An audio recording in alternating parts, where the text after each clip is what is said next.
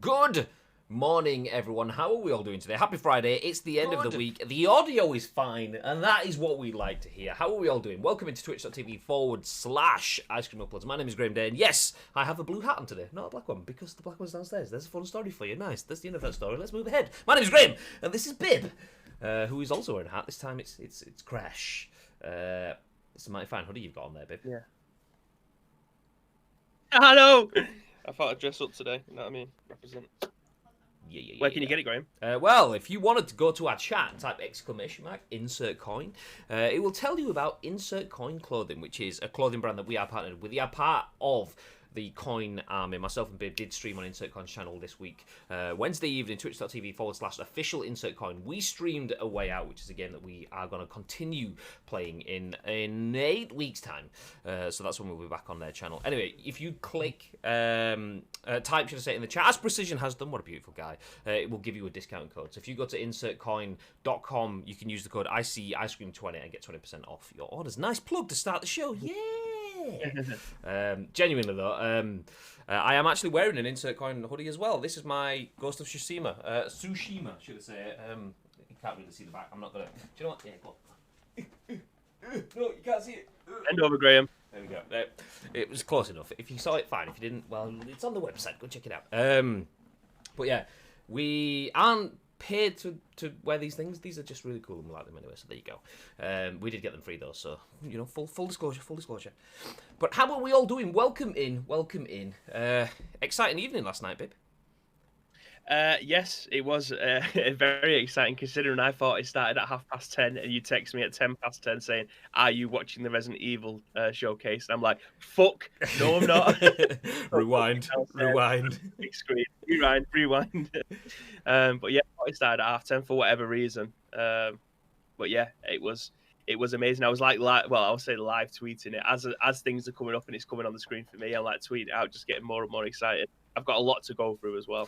Yeah, so that will be the main story of the day. If you've seen on our social media, we will be kicking off the show, and the majority of the show will be talking about the Resident Evil showcase. I say the majority of the show, Bibby will be talking about the Resident Evil showcase. I'm just going to be sat here just watching, third wheeling it today, which is nice. Skyview Friday, that's what we all like to see. Hey. But before we do that, let me give you a quick reminder.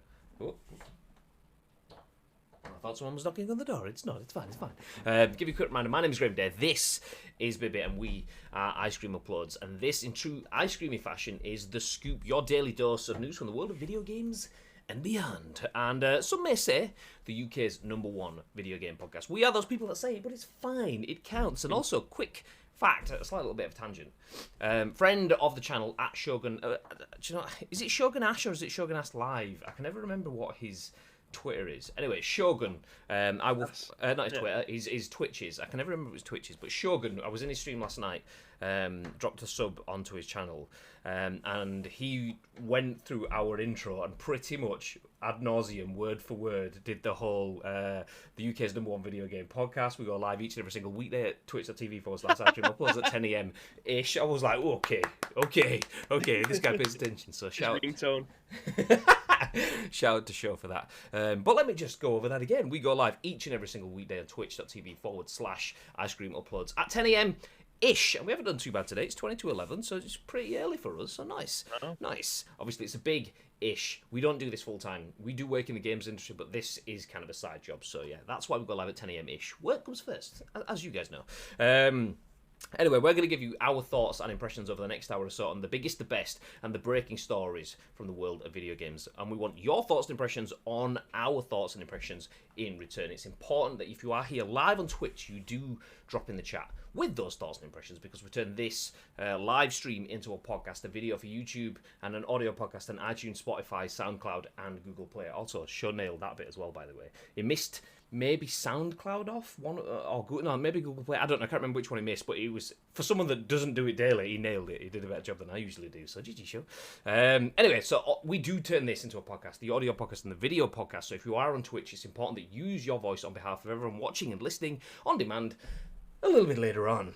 Before we do jump into the show, couple of reminders. Obviously, the first one, exclamation mark, insert coin. We've spoken about, we are part of the insert coin stream family.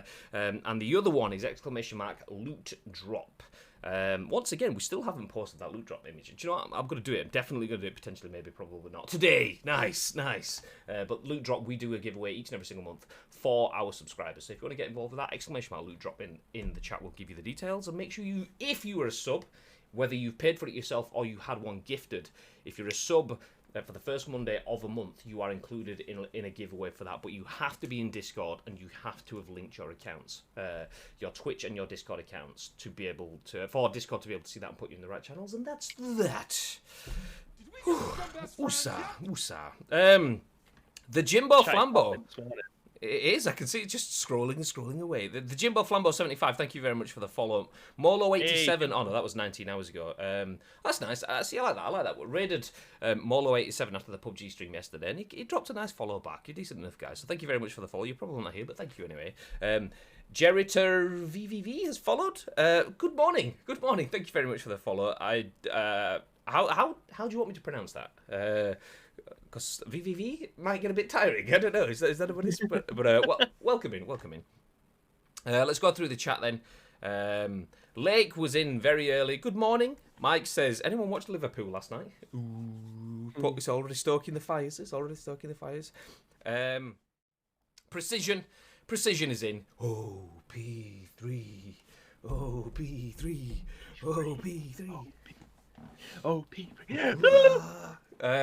Yeah, if you want to see some Resident Evil content, obviously, Pib's wearing an RPD jumper, so there is that, but Precision will be playing through it with the lights off, he says. I mean, absolute wild child, so feel free to go check out Precision as well. Click on his name, hey, follow on his channel, do it, nice.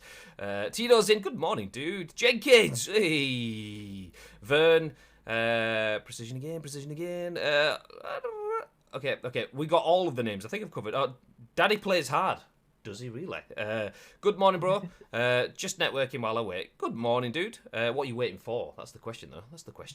Panda's in. Good morning. How is everyone doing? Morning, shaggers. Nice. If I missed anything in the chat that's conversationalist, then feel free to bring it back up again. It's Shogun Ash Live. There we go. Let me see. Does this work? Yeah, there we go. He was streaming Hitman last night. Nice. There you go. Mr. T's in as well. Says Wagwan. I'll read, pet. Okay, we'll stop talking so we can jump in because Bibby's mic keeps rising further and further up the screen because his desk is being lifted by something. I don't know what it is. But I think we want to talk about Resident Evil. Bibby, keep a stiff upper lip. It's the upper lip that yeah. Okay, nice. We're going to jump into our first news story of the day. Obviously, we've mentioned already. It's a summary of the Resident Evil showcase from last night. This was on Twitch last night, 10 p.m. UK time, 11 p.m. Central European time, or 10:30 p.m. if you're Bib. So there you go. Nice. This is written by Tom Phillips at Eurogamer. It says, tonight's Resident Evil showcase was heavy on news about the upcoming Resident Evil Village, which was announced for release on the 7th of May. 2021. As well as PC, PlayStation 5 and Xbox Series S and X. Village will also be released on the same date for PS4 and Xbox One, Capcom confirmed, which had been uncertain until now. Excitingly, PS5 owners can play a non-combat demo set in Village's castle area from tonight, which was last night, I'm assuming. No, it is tonight because the article's written today, unless he wrote it just after midnight. I don't know. So today it'll be fine. Nice, there you go. This slice stars a new chapter named The Maiden trying to escape the area, and character. Let me start again. This slice stars a new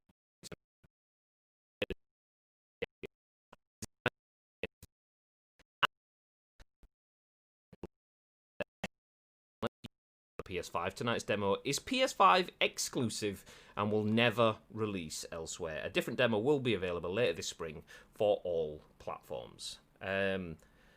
Village itself looks impressive, and for anyone who loved Resident Evil 4 back in the day, full of throwbacks to that beloved entry. The action starts in a European village, but then moves to the castle area we saw today.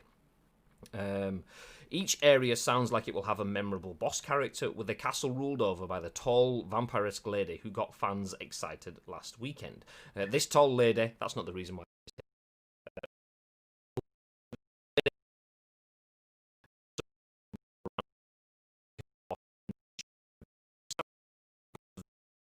Area.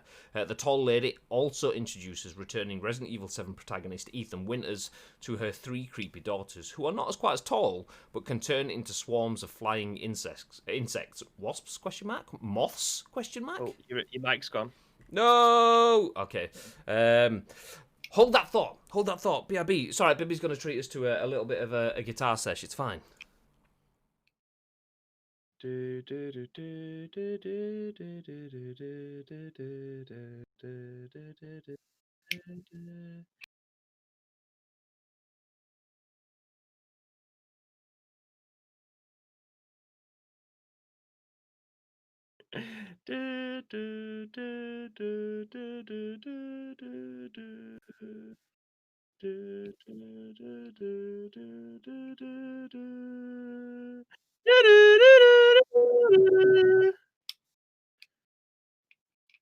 Is that all you need?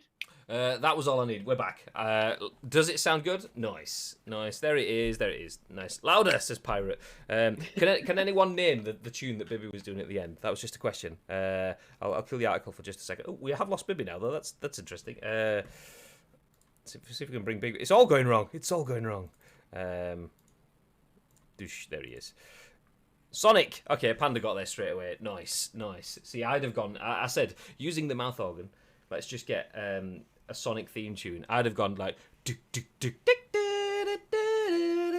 easy. It's just always like. Anyway, back into the article. What's that? Green Hill Zone. Yeah. Where did we? I'll read that last paragraph again just so we can go over it. So this tall lady is seen speaking on the phone to someone named Mother Miranda, who sounds like her boss and mentions her brother, who sounds like he was the boss of the game's first area. The tall lady also introduces returning Resident Evil 7 protagonist Ethan Winters to her 3 creepy daughters, who are not quite as tall, but can turn into swarms of flying insects. Wasps, question mark? Moths, question mark? Resi 4 fans will note that Village includes the former's brilliant Tetris-esque inventory management system. Village also features a merchant who will pop up across the map. Village has many different editions available to purchase. Alongside the standard edition, there's a deluxe digital edition available on all platforms, which includes max difficulty, safe room music, a Mr. Everywhere weapon charm, a safe device tape recorder, an Albert 01 gun, a found footage RE7 filter, and something called The Tragedy of Ethan Winters. There's also a collector's edition, which includes the above digital items plus a box of physical bits such as a poster, art book, steelbook case, and Chris Redfield figurine. Here's where you can already pre-order Resident Evil Village, and then there's a link within the article. On top of those, Capcom will sell Resi 7 and Village together in a bundle if you haven't played 7 yet. And if you pre-order Village, there's some bonuses. And in it, in-game, Mr. Raccoon weapon charm and handful of survival the PlayStation Store also get a digital soundtrack. Elsewhere in the showcase, Capcom revealed Reverse. I'm assuming that's applying the word reverse and you say it like that as opposed to R-reverse. I think you can just pick and choose whatever you want. Nice. Okay, we'll go with Reverse. So, okay. Elsewhere in the showcase, Capcom revealed Reverse Resident Evil, a new multiplayer spin-off, and showed an old trailer for upcoming CGI Netflix series Resident Evil Infinite Darkness, which stars Leon S. Kennedy and Claire Redfield in a fresh story set a couple of years after Resident Evil 4. Reverse looks to be a competitive multiplayer shooter where you can play as various characters from throughout the Resident Evil series. Its visuals have a comic book style effect, and it's being beta tested now. From the footage shown, it still needs a bit of work. There's no word on a release date, but if you buy Resident Evil Village, then you'll get it free. And finally, Resident Evil is getting a crossover with The Division 2. Look for Resi items in Ubisoft's online shooter starting on the 2nd of February, including Leon's Raccoon City cop outfit. So a shit load of information in there. Okay, try stick with us for this one, babe. I know your mind's off lingering and thinking about other things like PUBG and stuff, but Resident Evil, let's keep it on topic. Thoughts, babe. Yes. I thought the showcase last night was extremely well done. It was.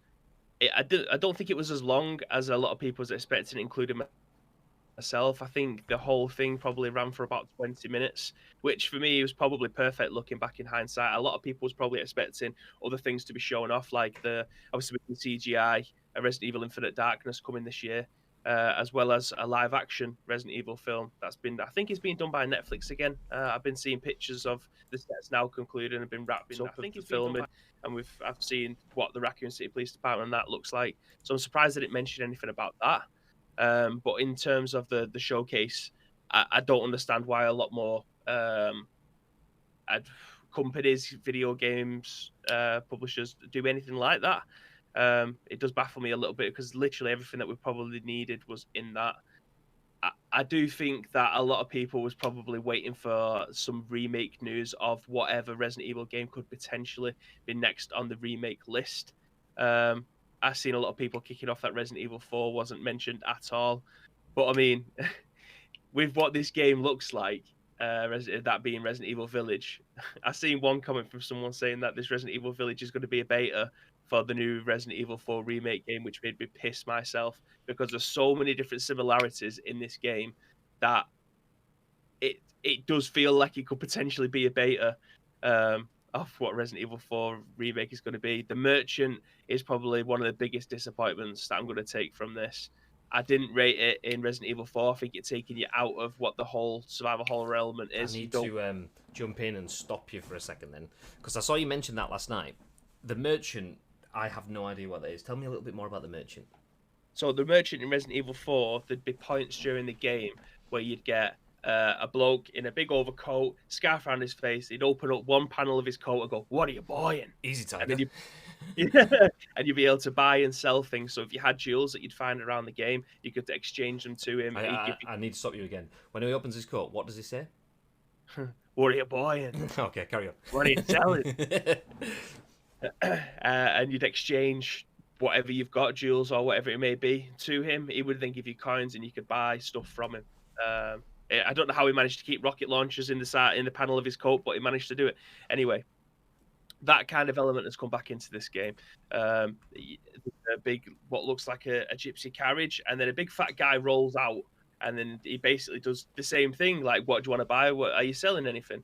So that kind of thing takes you out of what the survival horror thing is. The whole point of Resident Evil has always been based on the survival horror, like looking after your inventory, which is a massive plus, by the way, in this game. They've started to bring back, like it mentioned in the article, the Tetris kind of inventory system. So you'd have, I don't know, maybe a 10 by 10 panel to take like 6 by 4. So then you've only got a little bit more space to potentially carry a herb, first aid spray, bullets, all of that goes in your inventory. If you can't store it in there, tough shit, you can't really do it. But then as the game progresses along, you may be able to buy bigger backpacks or bigger whatever it is that you're carrying to be able to fit more things in there. So I like that. I like that in Resident Evil 4. I'm surprised that they didn't move with that going forward after that in Resident Evil 4. Surprised they didn't move on with that. It kind of got eliminated after that. That was the last time we've seen of it. But the merchant thing was, yeah, I don't like that. It kind of takes you out of it. You want to be able to go around and find stuff to put in your inventory. You don't want to buy stuff. So that's not really for me, which is probably why it hit about this being a beta for Resident Evil 4. So that tickled me quite a bit. The Resident Evil Reverse stuff is a massive swerve. I tweeted that last night. It's not for me. I mentioned when it got kind of leaked to say that they're going to have a online team deathmatch kind of Resident Evil game. It didn't work for Umbrella Corps. It's definitely not going to work for this, regardless of the characters that you're putting in there. They said that they'd teased something about all the Resident Evil characters not long ago, and I don't remember seeing that. But anyway, they're gonna. It looks like what they're showing off was the Raccoon City Police Department, and it'd have all your favorite Resident Evil characters all fighting to the death, which looks horrific. It was so fast paced. The camera was all over the place. It looked as if they was to take an arcade shooter game, put it into a Resident Evil map, and then that was the end of that. Like when you shot a gun, it turned into like a comic book kind of sketch. It was weird. It looked shit. I'm probably not gonna play it. So I'm gonna swerve that one. That's a massive L I don't understand how they still think people want that stuff. We've been asking for an Outbreak game for years now, well over a decade, and we've still not got one. Instead, they insist on churning out this shit when it comes to the online stuff. No one's playing Resident Evil Resistance. No one's going to play this as well. Just give us what we want, and that's an online Resident Evil game where we're cooperating with teammates and we're trying to get through levels. That's all we want. It's not that difficult. But overall, I think the showcase looked great. The bosses, there was one bit actually that's just come to mind in the trailer when I watched it for the first time. Mm-hmm. She's on the phone to Mother Maiden. She mentions about her brother being taken out, and my initial thought was, is this family related to the Baker family, which was in Resident Evil 7? I honestly thought that she was the brother to Jack. Sorry, she was the sister to Jack, who was in the first, who was in Resident Evil 7. But then this article says that it may be the first boss of the level, because at the end of the trailer there was a bloke in a black coat and a hat, and I thought, right, okay, so that's probably clearly the brother then. But my initial thought when I heard that at the very beginning of the trailer was that it was Jack Baker from Resident Evil 7. But I'm probably hugely wrong about that, and I'm the only person that seems to have made that connection, so clearly I'm wrong about that one. But yeah, Infinite Darkness, the CGI film that Netflix is bringing out with Claire and Leon, that is going to be amazing. I can't wait to see that. If you haven't watched any of the other CGI Resident Evil films, then absolutely do so. Degeneration is my favorite. But yeah, overall the showcase was amazing, and I can't wait to play the demo this weekend, which I will be streaming, by the way. There's the guy with the hat and the dark coat. I have had the trailer playing on mute for anyone that's watching the video or the live stream. So there you go. Anyone that's listening, you just have to imagine a guy in a hat and a dark coat with some weird tiny glasses. But there you go. So overall, then, before we start pulling it about individually, showcase in general, I did see some comments. I saw a mixture of comments last night. The vast majority of them were quite positive. I did see a few negatives. I even saw someone saying, "Are they still trying to make Resident Evil a thing?" I thought Resident Evil was on an upward spiral over the last few years. Is that? It is. It absolutely is. I mean, it went on a massive decline after Resident Evil 5.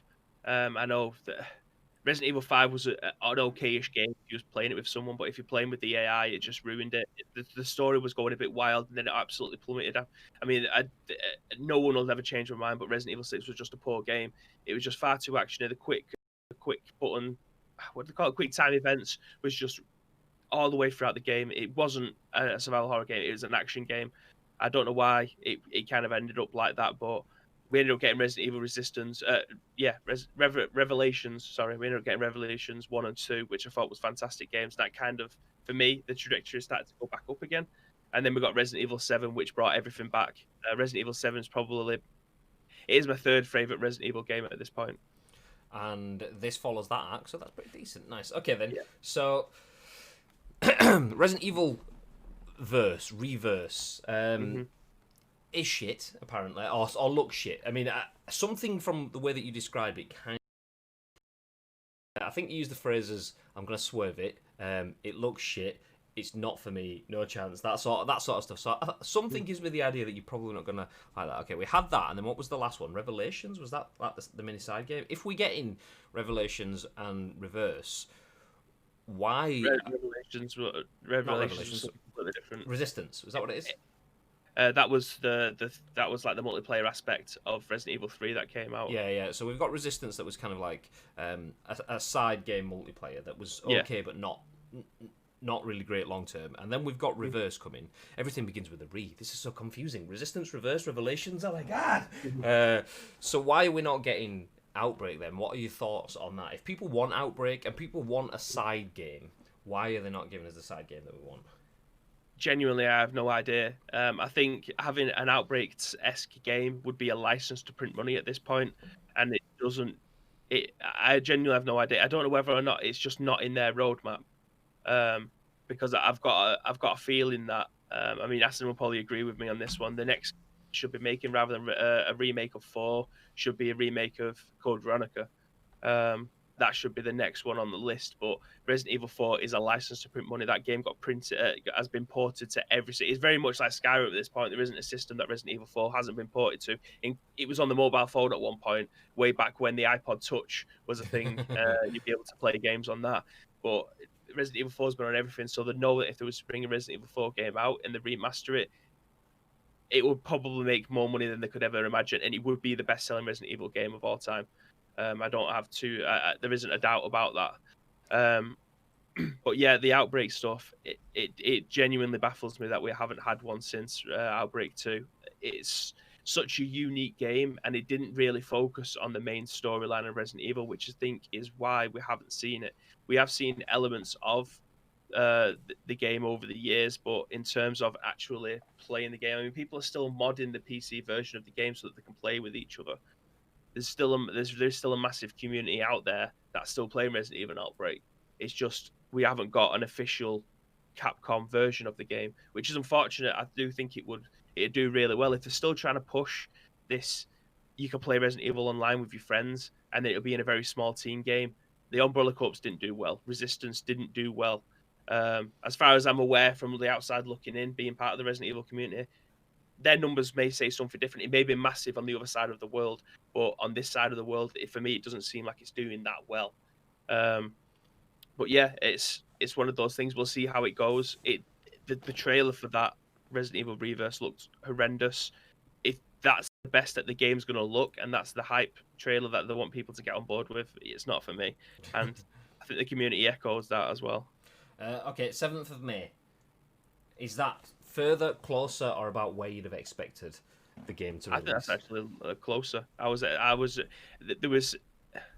It said that the rumors were that it was going to be summertime, right? Which for me, whenever they say summertime, I always think the back end of summer. I never think the front end. Yeah, like so June, this July, for me, August is yeah, summertime. I always think there. I never think it's going to be at the beginning of it.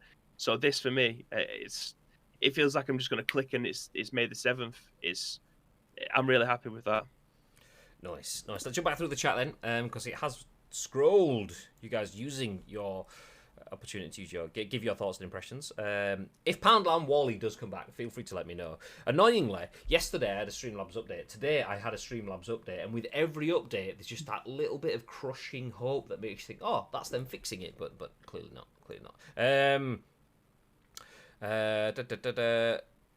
There's one main reason why more companies don't do the same. The updates that companies/devs might think are newsworthy will never meet or match the expectations of most the general gaming public. What was that one in relation to, Mr. T? It was me when I said that I don't understand why more game publishers don't do something like this. But for me, I agree with that to a large extent. But I also think on the flip side of that, they've got something substantial enough for people to go wild with. There's been very little backlash from my perspective from being inside the community and looking around at the people who I follow and people that have been tweeting about it, that I haven't seen that much negativity towards it, because the stuff that's been mentioned in there is very Resident Evil Village focused. It's not just here's everything that's happening with Resident Evil. It was specifically about Resident Evil Village, and then they tacked on Infinite Darkness. There was nothing else about any other Resident Evil game that was potentially coming out. It was basically just everything that was going to be connected to it, and then it just threw in some Division stuff at the end, which I thought was a bit wild. But so just on that bit then, so there's one main reason why more companies don't do the same. What bit specifically are we talking about in that? So in terms of what should company one main reason why companies don't do the same. What the same? As in a showcase, I think. Okay, showcase. I was like, I didn't know if we were talking about something specific. I get you. This isn't just something that happens like twice a year with Capcom. They tend to do this stuff when it's relevant. Do you know what I mean? They're trying to promote this game whilst also talking about all the in-depth stuff. So, for instance, if there was a new Gears of War game that was coming out, I think that would be a very good way to be able to show off the aspects that are in the game. And then when can you pre-order it? What's it going to contain? Is it going to have any additional DLC? Is there going to be a TV series outside of it? That kind of thing, I think, does very well. It kind of does it set expectations? I think so. The battle system, I say battle system. The gunplay and that looks very, very, very, very similar to Resident Evil 7, which is obviously what they were going for. You dropped out a little bit then. So the gunplay in what? Sorry, looks the same. The gunplay was pretty much exactly the same as Resident Evil 7, which I can appreciate. It was very difficult, I thought, Resident Evil 7, the gunplay, especially when you're trying to shoot the molded. But that kind of made sense for me. Because Ethan Winters isn't a police officer. He isn't a full-time gun handler. So the fact that he was able to go into a place and shoot stuff, not every bullet should hit your target. But now, obviously, there's going to be a little bit more experience with this one. It said that each enemy has a specific weak spot, and they all attack differently. So you can kind of learn the patterns after a while. But eventually, people are always going to go for the headshot.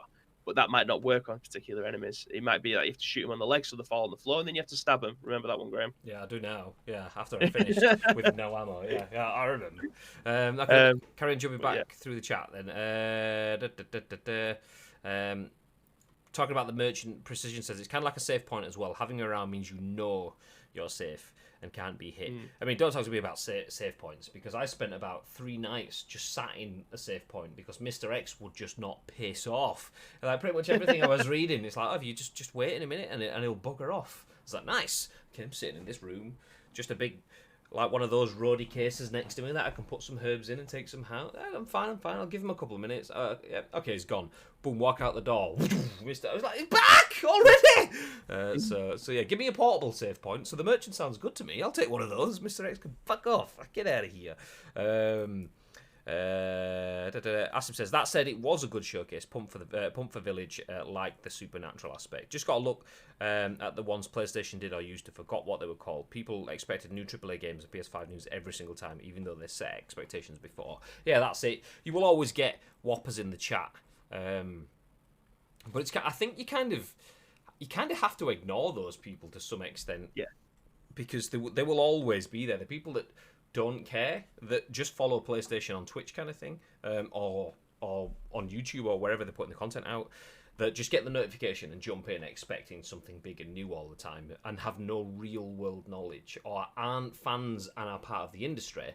They are just fans of playing video games. There's nothing wrong with that. People have fandoms to different extents. These are the people that are fans of YouTube and Twitch, the platforms, and that's why they're always there and just commenting kind of thing.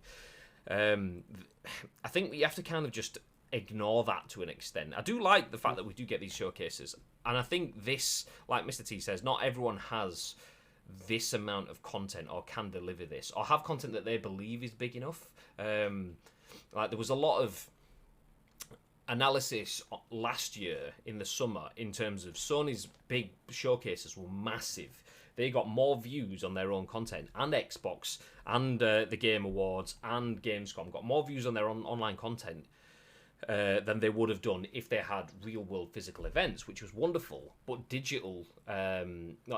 smaller development studios and indie titles actually had much less exposure than they would. So the big events elevate the little crowd, but kind of almost like flatten the bigger crowd in the games industry. So yeah, not everyone can do this. It would be nice to do it, but also, like you say, not everyone has a Netflix series and a main game with a side game and other things coming as well. So yeah, it would be nice to see more. I mean, we'd definitely like to see more, but yeah, like you say, not necessarily sustainable as such. The thing is, all the shit comments that you may see that are hanging out on the side of a YouTube video or the Twitch ones, I'm probably going to say most of those will still translate to sales because it's people just shit talking for the sake of shit talking. A lot of people shit talk on every single platform. If you can give someone a voice and they're an asshole, they're going to shit talk. But you can guarantee they will still go and buy the game. So there was a lot of. To be fair, that's true to form. Arseholes should be shit talking. Hey, that's kind of what they're there for. Iceman's comment, when we talked about the end, so right at the end we mentioned that Resident Evil is having crossovers with The Division. Resident Evil's not strange to crossovers. I mean, Resident Evil is a brand that has been sold across multiple different platforms with tie-ins, even to PUBG. Was there a PUBG one? I'm sure there was a PUBG. It was a more PUBG Mobile, I think it was. Yeah. Crossing. So the fact that there's going to be Resi skins in The Division 2 is good marketing. But is it good marketing? Because as Iceman said, well, the Division is an undead husk, so I guess it's appropriate. I mean, is that better for the Division 2 or Resident Evil? Who comes out better on that? The Resident Evil has now got a little bit of a groundswell. It's picking up pace towards when it comes out, and as Mr. T said in the chat, it comes out. When does it come out? Well, it's gonna be May, according to NSYNC. There you go. Nice. Appreciate it. Appreciate the meme. Yeah. Who gets the better deal there? I don't think it's a mutual partnership. I feel that if the numbers are starting to dwindle on the Division, as it's a live service game, they could probably afford to have any kind of marketing around it. So yeah, I mean, it's probably a massive W for the Division. It's interesting that Capcom and Ubisoft are doing something alongside each other to help each other out. I mean, I think it is mutually beneficial, but I think it will help the Division out a lot more. Potentially, if a Resident Evil fan has never played the Division before and you get the opportunity to be able to wear iconic clothing from the Resident Evil franchise, I mean, I think it'll be cool as fuck running around with an RPD uniform on in the Division. I mean, you are wearing an RPD hoodie in your bedroom, so that also makes sense. I think if that option was available on like Fortnite and stuff, then people would be interested in trying to buy that skin for it. I mean, I'd buy it. I don't even play Fortnite that often anymore, but I'd absolutely buy a Raccoon City Police Department skin on Fortnite just to be able to have it and keep it there for whenever I do want to get back into it again. But yeah, I think it benefits both parties, but I think definitely the Division more at this point. Well, I'll rejig the order of the show because we do have some conversations on Fortnite skins. We'll jump into that one next, since we just mentioned it. Before we do that, though, I want to pick off a few points first. There was one from Vern. Where is it? Is it just me that got Resi 1 vibes with the village? That opening entrance to the castle gave me entrance hall feels. Thoughts? Mm-hmm. Yeah, the Spencer Mansion. It looks, it does have that creepy, atmospheric, dark dungeon, but also incredibly clean for a place that's surrounded by villains and the undead. Which sounds like Salford to me, so yeah. It's like someone was watching Casper last night, and when they were going to the house for the first time, there's cobwebs all over the lights and that. You never see that in Resident Evil games. Where was it? Precision made a point, which, I mean, I can't comment on, but sounds like most people would agree. Resident Evil 6 doesn't count. And then Asim says, put some respect on... How do I pronounce this? I asked this last time. Is it Sheva's name or Sheva? Oh, I wouldn't have got it. I'd have said Sheva or Shiva or Andrei Shevchenko. It's 1, 2, or 3. I'd have never said Sheva, so there you go. PlayStation State of Play, wasn't it? Yeah, you're so right. People expect the world all in one video, and that's never going to happen. Even with like the PS5 stuff last year, PlayStation doing the State of Plays, there's gonna be no PS5 news. This is purely just about games. It's not about PS5 games. It's not about AAAs. It's about smaller third-party titles, giving them some exposure. First thing, this isn't a PS5 announcement. Oh, for fuck. So yeah, Jenkins. Do you know what? I'm just gonna use the word emote. So Resident Evil presentation was so emote and very emote, and I was constantly like emote and also emote, and then I thought I better sit down before I choke. There you go. I mean, yeah, there you go. It's probably easier to just use the word emote there. If you want to see it, check it in the chat. Nice. Same can be said for Nintendo Direct, even the ones labeled Indie Direct. Indie Direct. Okay, new Breath of the Wild. What? And I think that comes down from the fact that a lot of people that watch those streams are fans of gaming and are fans of the platform, but it would probably come as a surprise to a lot of people that a lot of people don't understand what indie means. They think indie music is music that sells shitloads, so therefore it's huge. And it's like, yeah, indie comes from independent. Clearly, most people in here probably know that it doesn't have the big budgets. It's not AAA, and people genuinely in those shows are sat there looking forward to the next AAA indie title, and it's like literally oxymoronic. You can't get a triple. Well, yeah. Anyway, we all know. Let's move forward. I'd power through. I'd power through Raccoon City with Bibby. Give us that game, Capcom, you cowards, please, says Mr. T. We got to the NSYNC bit. Precision was born playing Resident Evil. That's true. Precision was playing. That was 7, right? That was 7, right? Precision was playing Resident Resident Evil 7, and there was a scene where there was a barrel leaking brown goop, and Precision was like, that's me after a kebab. So that's where Precision was born. I reference him as Precision all the time when we play scary games, so there you go. I wonder if Resident Evil Village has a co-op store. Every village has a co-op. You goddamn right. A spa. Plot twist, Resident Evil Village is actually a Hot Fuzz sequel. Bones. There you go. The greater good. Resi skins would make me way more likely to play the Division. It's definitely a win for the Division, says Eternally. Good morning, by the way. Welcome in, dude. Yeah, I think that's the case, which is, I wonder if it's like future building, in terms of the Division was huge and had so much hype. The Division 2 had hype and then flopped. There's probably all sorts of stats that Ubisoft can throw out. I mean, they've admitted that it wasn't as successful as they'd liked it to have been. But is that Capcom getting in bed with who Ubisoft arguably are making moves? They've had investors' calls. They've been quite open and honest about they haven't done what they've needed to do. Everything has been samey. All the games carry the same sort of formulaic build-up stuff. They want to change, and they've just got what was it? They've just got the open world Star Wars game. So are they changing? Is this? I mean, obviously that will have been sorted before this, but is this Capcom getting in bed with Ubi thinking, okay, well, if the Division 3 comes and it's huge, we've got history, so it'll be easier for us to get in there. That, or is it just a case of anything will do to help promote this? I mean, it could be a mixture of stuff. Indiana Jones. Oh, was that Ubi? Ah, okay, maybe it was that then. I can't remember. I remember, like, we had back-to-back days. We had Indiana Jones one day, and then we had the open world Star Wars the next day. Wasn't Indiana Jones made by IO, wasn't it? Bethesda. Was it? Yeah. No, I can't remember. Yeah, it was who made Wolfenstein?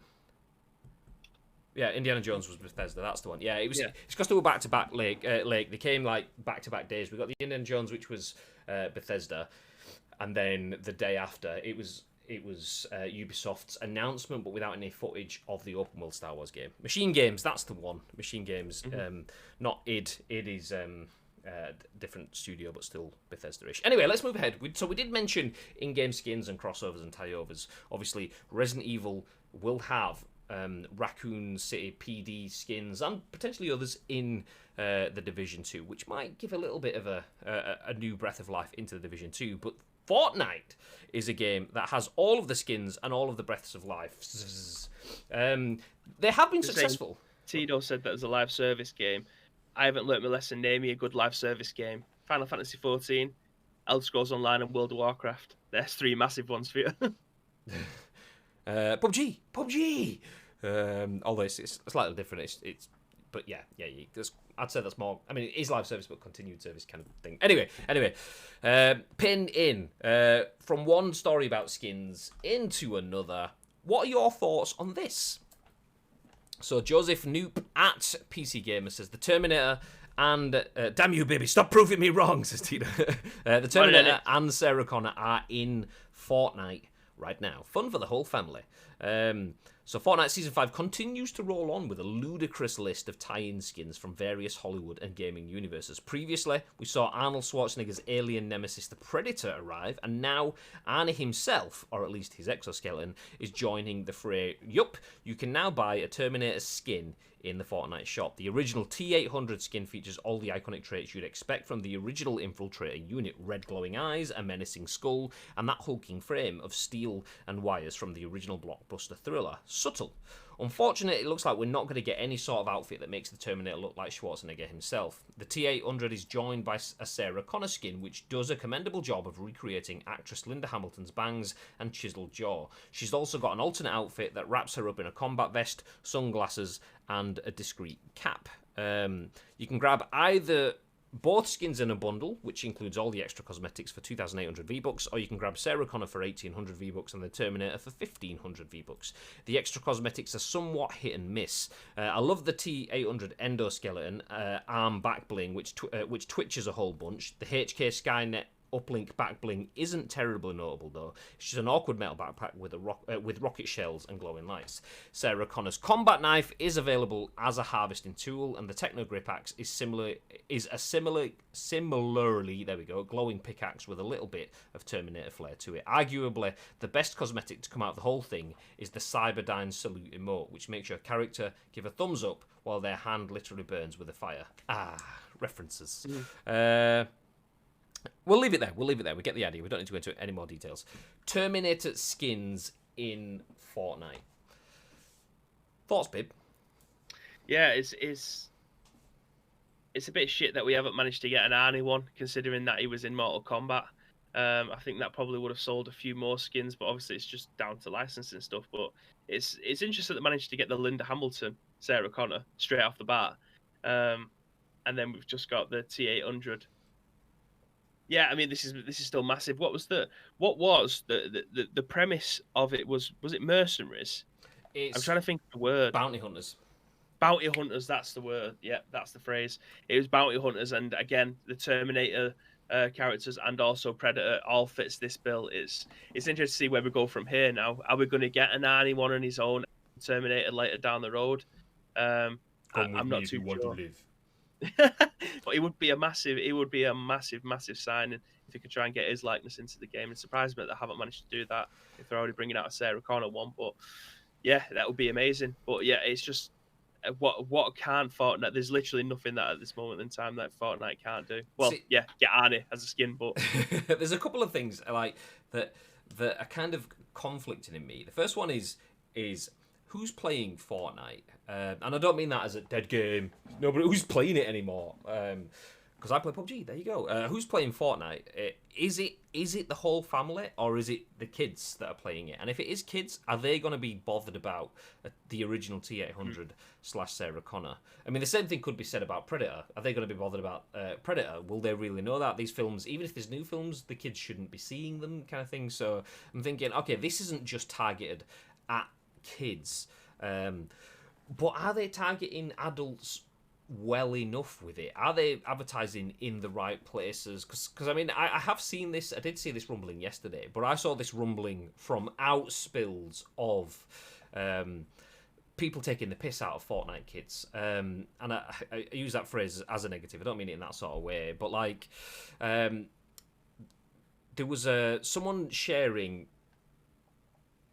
some teasers about these skins. They weren't announced yesterday, and someone was like, yep, I can confirm there is the Terminator skin coming and the lady from Terminator. And so someone quote tweeted that saying, look at these Fortnite kids don't even know who Sarah Connor is. And that's how I saw it. I genuinely wouldn't have seen this until we started to do the news roundup today if it hadn't have been for that. And it was almost the same thing with the Predator the other day. And Predator and Terminator were massive movies that influenced me a lot growing up. So those are the kind of skins that I want. I mean, I probably won't buy them. I've got Kylo Ren, so why would I need anything else, mate? And The Mandalorian will be completed potentially by the end of the season. So yeah, but the skins that I would like to have, but their marketing is missing me, which is a bit of a shame because I'm feeling like Fortnite, for me, is missing something this season. They are smashing it out of the park. Like Baby says, what can't they do? We've got The Mandalorian in, alongside the Terminator and Predator. And there was a few other things that were pretty cool that have been announced already this season along the way. And it's just so much that's going into it, alongside the back of all of the Marvel stuff last season. But it feels like they've just kind of introverted. They're only talking within their loop. Is that because there's no one else talking about it externally anymore? None of the content creators that, like the Tim the Tatmans and things like that, they're playing obviously Hitman at the moment, but they're playing the Warzones and Tarkovs and things like that. None of them are playing Fortnite anymore. Is that just because, even though Fortnite is still spinning the money, it's more of the same? I don't know. So it's interesting because it's a huge addition, and it does cross age groups and genres and categories. But is it just, have they had too many? I mean, just yesterday we were talking about Fortnite gets classed as the pop vinyl of video games because they have so many options now. Is it too many options? Are we now at that point where they could put the best thing in the world in, but it's okay, we've already had the best thing in the world a few times already. Is it just too many? Has it lost the impact? I don't know. Maybe. Jumping back, Enix, good morning, says, where's it gone? Notification for Sarah Connor skin just came up on my PC. Did you buy it? I bet you bought it, didn't you? You bought it. Of course you did. If Come With Me If You Want to Build Anshu isn't part of their marketing for this, they would have made a wise decision. Come with me if you want to build. That's also a Casper reference, by the way. Casper says that in Casper, the film. It turns into like the superhero dude, and he puts his hand out and goes, "Come with me if you want to live," or something like that. I completely forgot while I was watching that film. Complete tangent. Clint Eastwood, Mel Gibson, and who else is it that appears in like a very small cameo? I can't remember, but also Dan Aykroyd as well. And he runs out the house because you have to call somebody else. I was like, I wouldn't have even realised who these people were when I was watching it for the first time. It's mental. The bit where they're trying to get someone in, and he's going, "Who are you going to call?" Whatever, and then he just runs away. Oh, amazing. Lender is making that money. You get my likeness. You get my likeness. You all get my likeness. Hey. I want to see Governor Arnie in Fortnite. Absolutely. Madge says, Terminator franchise. Who's interested in that and under 25? The new films, TF3 onwards, are a mixed bag of quality at best. And there's been a long series of bad games using the name. I agree with that. Terminator 1 and Terminator 2, exceptional films. After that, yeah, I don't really care anymore, which is a shame because I enjoyed Terminator 2 so much. Epic don't care one bit. They're making those P's regardless. That's true. Why are you talking about my granddad? He-Man. Has He-Man been in? Interesting. Did not know. Terminator. I think that's the one that I actually quite liked. It was the opening sequence where it looks like it was going to be Terminator 1. And then Arnie comes back as like Arnie now to go and fight his younger self. And I thought at the beginning of the film, this is fucking mint. I'm sure it was Terminator Genesis. They've all kind of like merged Dark Fate, Genesis, and others. I don't know. I haven't seen Dark Fate, to be honest. Yeah, the opening sequence of that Genesis one was amazing.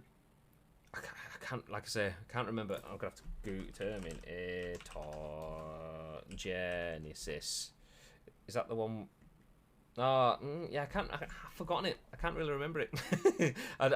We did watch it. Me and Danielle were talking about this because on Sky at the moment, on if anyone has Sky, you get like new films premieres or new films on the store, and I think Dark Fate is on there at the moment. And we were like, have we seen it? I think we've seen it. Did we see the one?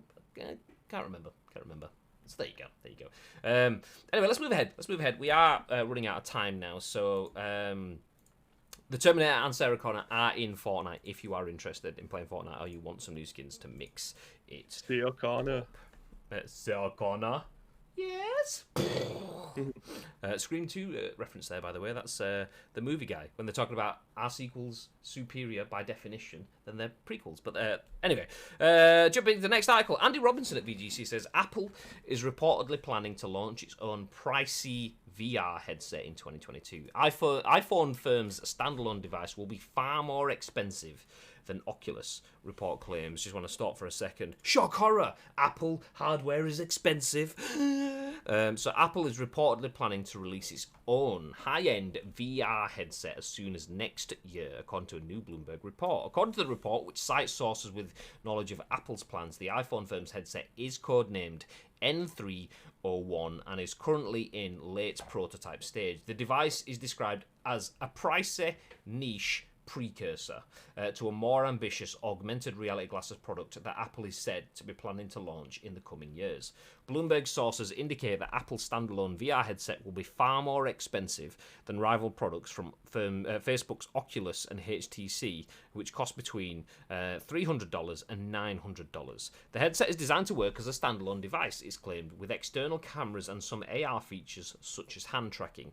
Curiously, Bloomberg sources claim that Apple is planning to use a fabric exterior for the headset in order to reduce weight. It also says the Apple device will remove the space headsets usually reserved for users who need to wear eyeglasses.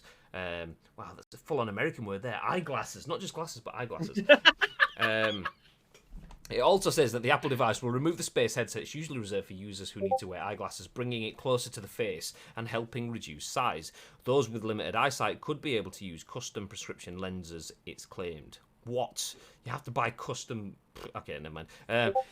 Apple is aiming to include some of its most advanced and most powerful chips in the headset, along with displays that are much higher resolution than those in existing VR products, the publication says. Some of the chips in the tested device beat the performance of Apple's M1 Mac processors. The company has also designed the headset with a fan, something the company usually tries to avoid on mobile products, the people said.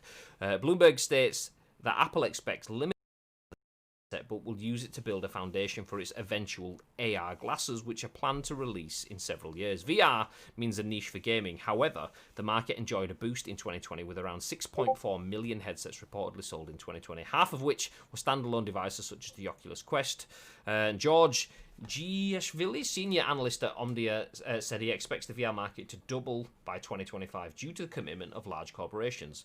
Facebook's aggressive loss leader strategy has meant other headset manufacturers simply can't compete, leading to many shifting their focus to adjacent enterprise VR category. He said, "We nevertheless expect more successful consumer standalone VR headsets to emerge over the coming years, particularly from China." Bib, give us your thoughts. Yeah, I mean, it's going to be a hefty ticket item, shall we say. I'm very interested to see what their tech and the way that they're going to use the headset for. Is it for video games? Is it just for entertainment purposes? Is it just so you can watch a film in them, so make it look like you're feeling like you're in the cinema? I'm very interested to see where this goes. I imagine then this won't be able to tie into your PC and be able to play games off Steam, for instance, like you can with like the Oculus. So I'm very interested to see where this ends up and the more stuff that we get to see down the line. It's going to be expensive. Let's not forget that. I think the how much was the index? Well, they recommend between $300 and $900 in this. Although I believe it was over $1,000, but as it dropped in price, so let's just say $1,000 for that, just so it's a round figure, around $1,000 ish. Okay. Yeah, I'll Google it. Valve Index. I think that was about 1,200 quid because it was coming out alongside Half-Life Alyx, and that was yeah, but that was a lot. You can get a 2020 model for about $1,000-ish. So yeah. Okay. And as Jordan said, if they're selling headphones for like 500 quid, then Christ knows how much this is going to be. Interesting, they're going to have a fan in it. What about if your hair gets caught in it? You'll be bald. I imagine it's like tiny like level cooling. But yeah, imagine just sat there like, it'd be like having a PS4 Pro stuck to your head. I'm sure there was a saw trap or something like that where someone gets their hair caught in it and it like skulls them. But yeah, it's going to be a lot of money. I'm very interested to see where the tech is because Apple are pretty good at doing stuff with new technology. So I mean, that's even coming from an Android fanboy. So I'm interested to see where this ends up and how they're going to use it because it's got to have some kind of gaming element to it. I just don't know how they're going to use it. Is it going to be Apple Arcade stuff? Because that surely no one's going to be paying $1,000 to use it, and then mobile games they've got to have something else. Tito says, "Geez, if Apple can charge £500 for headphones, how much can they charge for a VR headset? Probably have to sell your home." Gary says, "Apple VR available March 2022." Pre-order now for £5,999 and a kidney.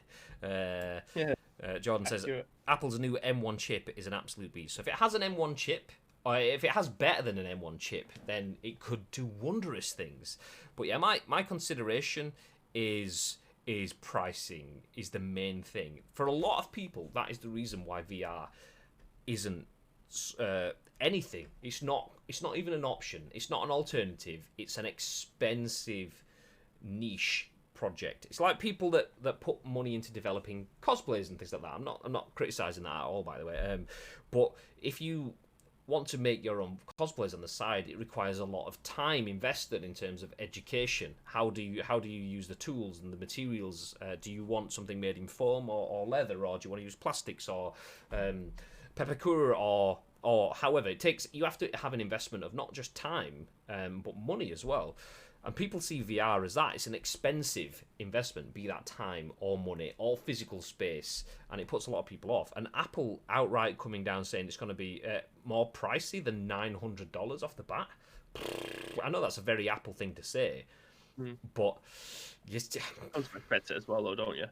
Just the Apple headphones, though, the AirPods, have a specific aim. Whilst they're expensive as hell, I have some AirPods, only like first gen ones, but whilst they're expensive as hell, you know that they do something. And they do something that you have a need for in your life. And people will spend money on something. They will spend a ridiculous amount of money on something as long as it satisfies a need in their life. You pay money on consoles because you know you can sit and play. It's there's a need. You have a need to be entertained when you're just chilling in your living room. That's what it does. Headphones need to give you music, to listen to TV shows, to give you something to do while you're out walking, while you're exercising or whatever. People will see 500 quid. I spend 10 hours a week minimum in the gym, so 500 quid earns its money over time, so that's fine by me. And the convenience bits that the things come with me, yeah, it's expensive, but it'll pay for itself, which is fine.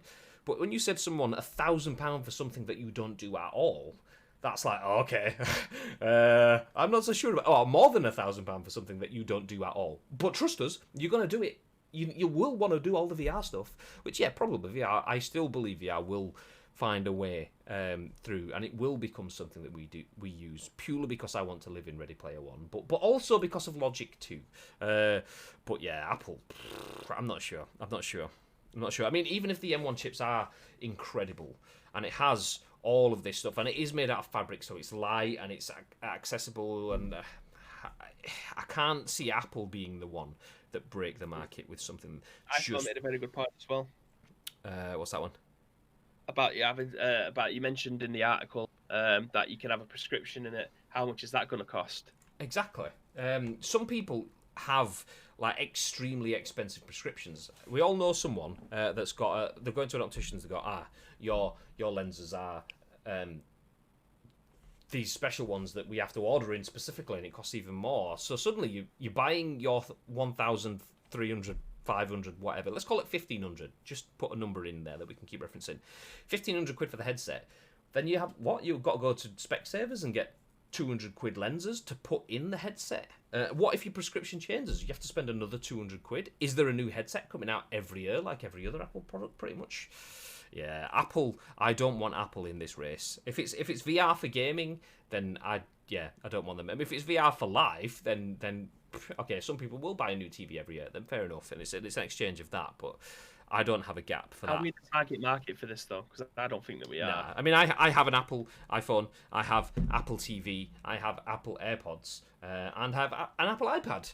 I wouldn't call myself an Apple fanboy. These are things that I've built up over time. My Apple TV is like the first gen one. I've not had a need to replace it. It's a bit shit if I'm being honest. I hardly ever use it. My iPads are so old that they are just Apple pieces of glass that don't really get used. My phone I use every day. My AirPods I do use fairly often.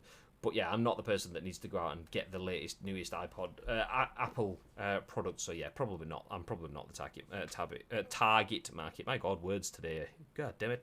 My current pair of glasses cost me over 300 quid, says Iceman. Okay, yeah, well, just pop those out, ruin those glasses, and then you can slot them in another headset that's going to cost you 5 times as much as that. Nice. Nico will buy 2 or 3 regardless of the price, says Mr. T. Love you, Nico. It's true. It's true though. Well, I've seen him selling all his Funko Pops and Destiny stuff. It probably, that's in why. light of this news coming out, that he needs to get them. Yeah. Well, I've lost it. Oculus Quest 2 is an impressive piece of kit, says Vern. Yeah, I agree. I'm sold by the idea of VR. I love the idea of VR. I'm not sold on the convenience of it, and I'm definitely not sold on the price for it, because VR is I would put it alongside a Vita. I've bought not a Vita the film, to be confused with a PlayStation Vita. I'd put it alongside that. It was something that was relatively expensive and has not been fully utilized. And I think VR could. There is a hint that VR will not succeed like Vita didn't succeed. I mean, and Vita is a product, whereas VR is a concept. So you could say mobile gaming didn't succeed with Vita. Mobile gaming as a concept, but the Switch proved that it could do. So the concept could still work in theory. But yeah, I know there's a flaw in my thinking there, but I see it as that VR, even though it is a concept, the concept can only be proved by products, and I can see until there is a consistent supply line of games. Nintendo failed with the Wii U because the concept could always work, but their product just didn't work. They didn't get people in, they didn't get the games. And once other third-party providers pulled out of making games for the Wii U, it failed. So until VR gets third-party providers that will consistently get you that Half-Life Alyx quality game, VR isn't going to be a success. So whilst I love the idea of getting an Oculus Quest and played Beat Saber at Arcade Club and wanted to fucking play everything else in VR, I love the idea of it. I can't see it being a success yet. There needs to be a shift in either hardware, accessibility, or software. One of those needs to change before it fully is successful. So until that point, I mean, Apple could come in and set the world on fire, but the world isn't ready for it yet. And the idea that Apple then want to go towards AR glasses, oh great, that's wonderful. 3, 4, 5 years ago, we had Google Glass. Maybe it was 7 years ago-ish now, actually thinking about it. But Google Glass, which was Google's AR glasses, wonderful piece of technology. In reality, was a bit shit. Nobody really wanted it, so it didn't really go anywhere. Google canned that straight away. So it's almost like Apple have just found like Google's handbook from 2010 and got, ooh, this is a good idea for the future. AR glasses, nice. So I'd love the Oculus Quest 2. I would absolutely love that stuff, especially because you can pair it up with your PC as well as using it like without the cable going to your PC. But yeah, I'd absolutely love something like that. But I think that's still like 320 quid for the low spec one. It's less than 100 gig maybe on the memory. And so I don't know how many games. I don't know what the size of the games are. So that could only be 2 or 3 games. I don't know. But yeah, I'd love something like that. But it's still quite dear. Yeah, I agree. Just reminded me, talking about Google Glass, of this tweet from @Graham_day. What a guy. In March 2013. This is how far back AR glasses have been discussed. Google Glasses. Every time I see someone with Google...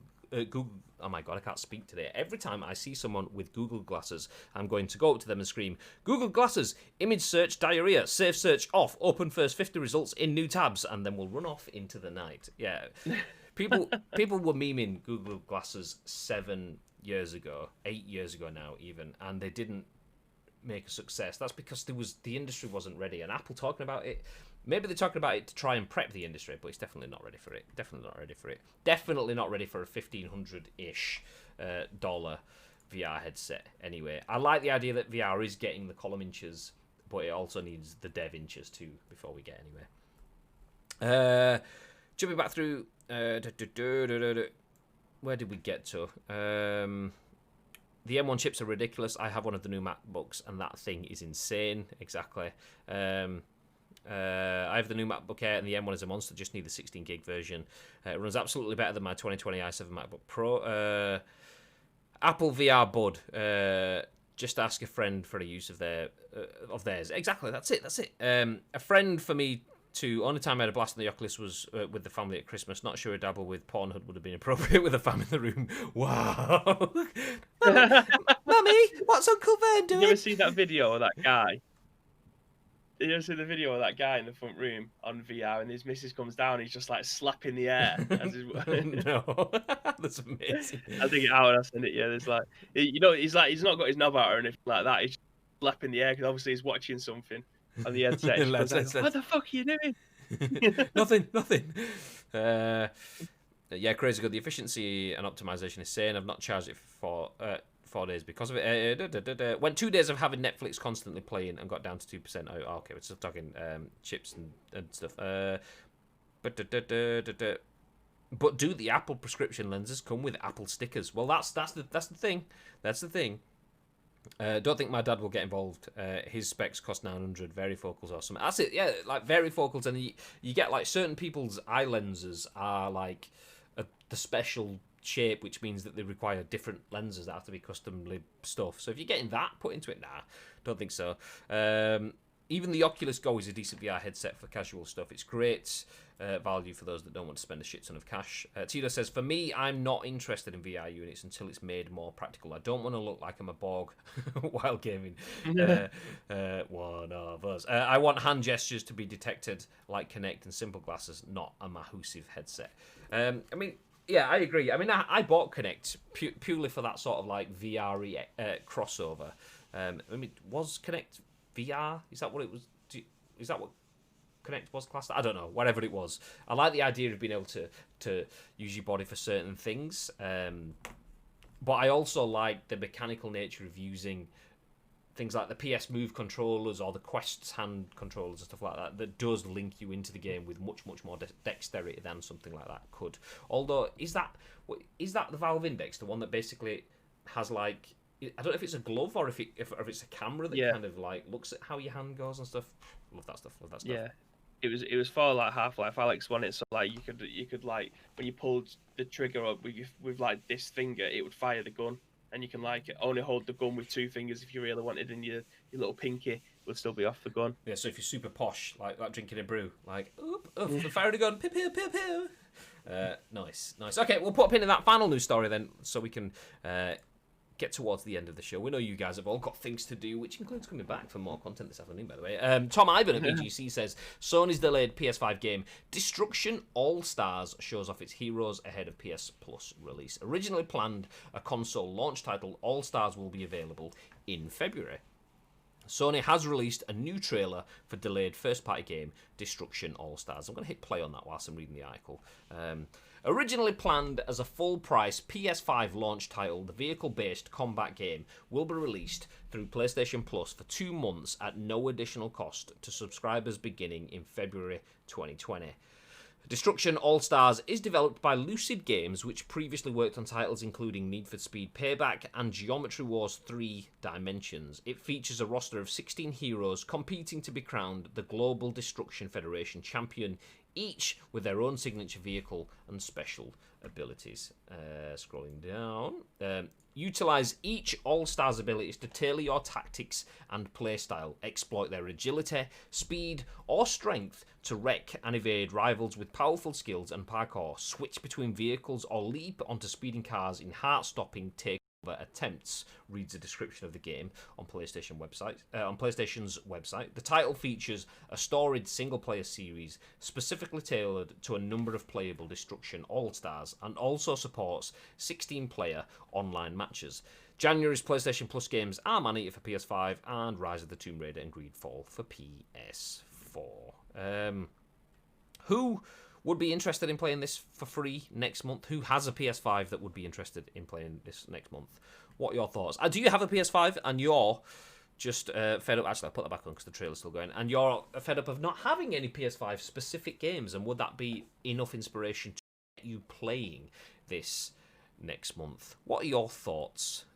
Bib, what are your thoughts on Destruction All-Stars? I said it looks shit. I still maintain that. I don't think it looks like a great game, but it's going to be free, so am I going to play it? Of course I will. Trailer is just finished. There we go. Nice. Yeah, I'm intrigued. It has a little bit of my attention. It's not going to drag me in and make me go, oh, yep, definitely playing this game. But it's free. And we all know there's been a bunch of free games that have had more than their fair share of column inches. It's not a very fair way of describing it. Thank you for the ice cream. Thank you very much for the host, Jay and Gabs, as well. Welcome in, Ro. Welcome in. Good morning. I'm assuming it's Ro, by the way, but welcome in. Would we have all played Fall Guys if we'd have had to pay 25 quid for it? Probably not. Would we have all played Rocket League if we'd have had to spend 25 quid for it? Probably not. Rocket League is huge now. Fall Guys is still massive, not as big as it was. Rocket League's had 7 to 8 years of success. Could we see that happening with Destruction All-Stars? Or is it too close to other things? Does it look like a weird amalgamation of ideas? What are your thoughts? Let me go back up. There was a big old comment that I've just missed. Tito says, still maintain Kinect was genius. Worst thing they did was separate the Kinect from the base console. No one was going to choose to buy a Kinect, but once you played it, you realised how great it was. There's no incentive for developers to make games for it without a guaranteed market. I agree. I bought the Kinect because I played... I don't know if it was like one of the Kinect games that comes built in, and I was taking free kicks in the game store in either the Trafford Centre or Huddersfield's Kingsgate, a shopping centre somewhere, thinking, this is fucking amazing. I want one of these. I want to be taking free kicks. Like, I'm actually bending free kicks into the top corners, and it's going exactly how I wanted it to do. I'm low daisy cutter. It's going exactly how I wanted it to do. I mean, it was amazing because I can't even do that in real life. The game knew what I was trying to do. I was like, fucking amazing. And then... yeah, obviously nothing really came for it since. I envisioned that I would be stood in the living room flinging my slippers off as I'm trying to strike 90-yard volleys into the top corner kind of thing. But yeah, I do agree. Rise of the Nightmares was a very good game for Kinect. What? That was very underappreciated. What was that one? It's called Rise of the Nightmares. It kind of looked like House of the Dead, but like your first mission, you start off on a train, and the zombies will be coming towards you, and you have to lean out of the way and then punch them or kick them, and then duck down as they're going to punch you, and then hit them. It was decent. Yeah, see, I love the idea of gamified fitness, because someone says, do you want to play games? Yes. Do you want to go out? Not really. Do you want to play games, which will do the same as going out for a run? Oh, go on then. I'll have that one. Yes, please. So give me that. Yes, please. Yes, please.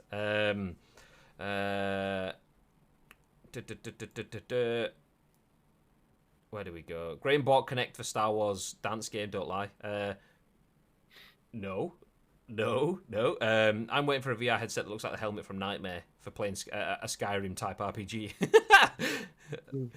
I remember having a Kinect, says Gary, and think this is going to be the best thing ever. I used it just twice. Yeah, pretty much. I pushed the living room apart, got Chloe to stand in the middle of the living room to play Just Dance kind of thing. She got bored after about 3 minutes, and then, yeah, that was kind of pretty much it for my home. So I played it probably more in that shop where I was doing the free kicks than I did at home.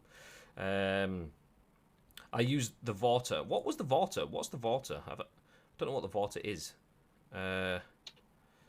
I use the Vorta, considering they're used to essentially use hand gestures to control ships. The Vorta headset might be about right because they give humans headaches after a short time of use. Yeah, I don't know what that was. Kinect was great until you kicked the dog or knocked a fucking vase over and glass was everywhere. There was that too. My mate nearly broke his hand playing Kinect Sports, chucked a virtual javelin and twatted the ceiling. Ow! Well, you don't have to worry about that in Destruction All Stars. There will be destruction, but it's in the game, not in your living room. So there is that. So if you do want a free game, you have got a PS5 or you're planning to get a PS5. I mean, I know a lot of people are planning to get one, but whether they actually can plan and can get is a different story. But if you do, for the next 2 months, you can get Destruction All Stars free on PS Plus. It will come out from February's game, so make sure you get it. It could be the next big thing. I'm trying to start a conversation being devil's advocate. It doesn't look spectacular to me. Like, looking at this, like, you look at Rocket League, and it looks a bit cheesy, but it inspires you to, oh, that could be fun. You look at Fall Guys, it looks cheesy, but that could be fun.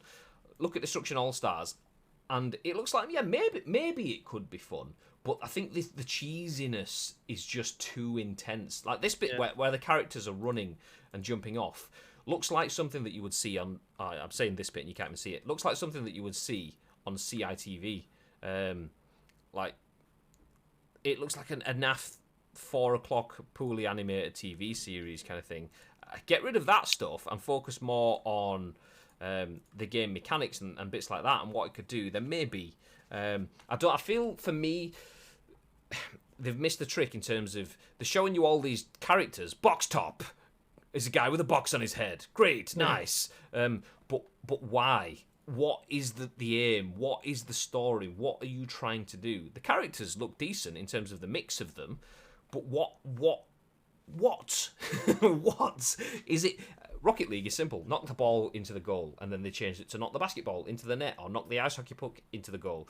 But what is the aim here? Is it a destruction derby? Is it a race? Is it a football-y kind of knockoff? And I feel like the fact that I don't know is the biggest issue for me. That's my issue. It could be decent, but they're missing a trick with how they describe it. It looks like a BTEC Twisted Metal. Yeah, Twisted Rocket League. That's what it is. Yeah. Nothing beats bowling and Wii Sports with regards to motion gaming. That's true. Destruction All Stars is like Saints Row does Rocket League. It is. But anyway, let's put a pin in that. Thank you, everyone, for joining us for once again for another episode of The Scoop. An extra 20 minutes on top of your planned hour. Enjoy. Nice. We are going to disappear. We will be back shortly, though. We are going to play games this afternoon. We just need to decide what the crack is for that. But we will be back on your channel, so if you want to hang around, play some games with us, that would be good. Nice. Before we do disappear, though, Bib, is there any thoughts? Anything you want to add? Yes, of course. Thank you very much for joining us this week, ladies and gentlemen. Very much appreciate it. But if you do want to get involved in the show, there is two ways that you can do that. First of all, find us on social media. It's at Ice Cream Uploads across all major social media platforms. Second way, join our Discord. There is an area on there called The Scoop. If you put in the URL as well as your thoughts and impressions, we will then give you our thoughts and impressions on the very next show, which will be at what time on Monday? On Monday, the next show will be going live at 10 a.m. On twitch.tv/screenplays. Ish. We go live every day at 10 a.m. Ish. We do have an emote that covers that. Let me show you. There you go. Bosh. Ish. So join us 10 a.m. ish on Monday for the next episode of The Scoop. Stick around for a bit and we will be live soon with some games. Nice. Don't know what? Find out when we find out. Until then, have yourselves a fantastic day and stay frosty.